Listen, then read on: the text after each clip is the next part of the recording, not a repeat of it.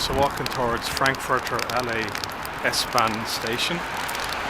I'm on the right side of the footpath, and the cycle parking stands are installed on mini cobblestones which you can feel underfoot and detect with your cane. On my right there's some sand, probably for a tree, and again the mini cobblestones restart, and because I can feel them underfoot and can feel them with my cane, I'm not walking into the cycle stands in error.